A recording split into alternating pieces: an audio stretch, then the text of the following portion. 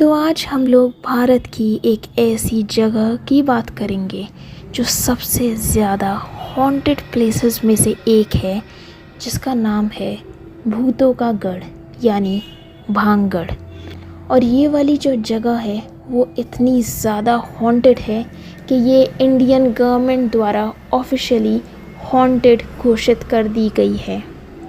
और archaeological survey of Indian वालों ने भांगगढ़ के आसपास बहुत से बोर्ड्स लगा दिए हैं जिसमें यह लिखा है कि वहाँ पर सूर्यास्त के बाद इधर उधर घूमना मना है, क्योंकि जितने भी लोग दिन में भी वहाँ घूमते हैं वो लोग बहुत ही बुरी तरीके से डर जाते हैं।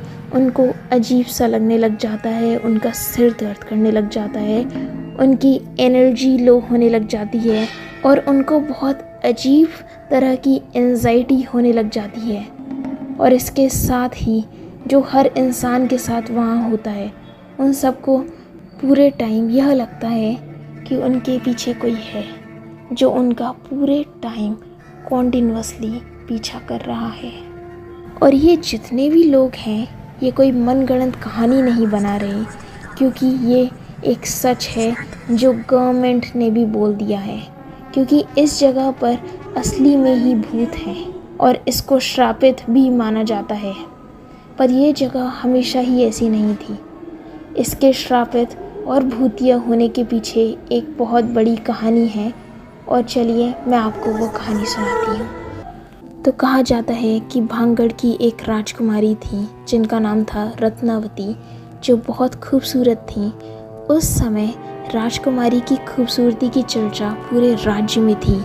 कई राज्यों से रत्नावती के लिए विवाह के प्रस्ताव आ रहे थे।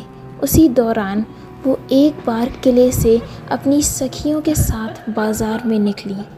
बाज़ार में वह एक इत्र की दुकान पर पहुंची और इत्र को हाथ में लेकर उसकी खुशबू सूंघ रही थी। उसी समय उस दुकान से कुछ दूरी सिंधु सवेड़ा नाम का एक व्यक्ति खड़ा होकर राजकुमारी को निहार रहा था। ये जो व्यक्ति था ये राज्य में ही रहने वाला एक व्यक्ति था जो काले जादू में महारथी था। तो इसने जब राजकुमारी को पहली बार देखा तो उनके रूप पर पूरी तरीके से मोहित हो गया और उनसे प्रेम करने लग गया था। ये एक तांत्रिक था जो हर तरीके से राजकुमारी को हासिल करना चाहता था और उनको हासिल करने के बारे में सोचने लगा, लेकिन रत्नावती ने कभी उसे पलट कर नहीं देखा। जिस दुकान से राजकुमारी के लिए इत्र जाता था उसने उस दुकान में जाकर रत्नावती को भेजे जाने वाली इत्र की बोतल पर काला जादू कर उस पर वशीकरण मंत्र का प्रयोग किया। मतलब ऐसा मंत्र जिससे कोई भी चीज़ आपके पास खिंची चली आए।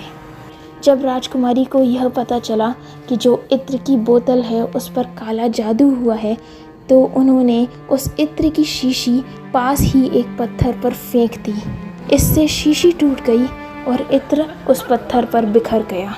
काला जादू होने के कारण पत्थर सिंधु सवेड़ा के पास खिंचा चला गया और उसे कुचल डाला।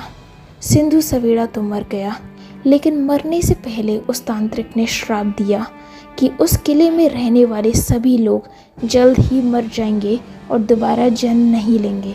उनकी आत्मा इस किले में ही भटकती रहेगी।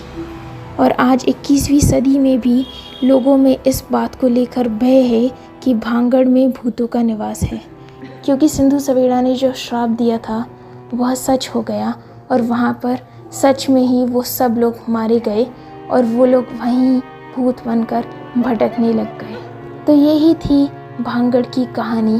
और अगर आपको ये कहानी पसंद आई तो आप ऐसी और कहानियाँ देख सकते हैं चैनल में जाकर।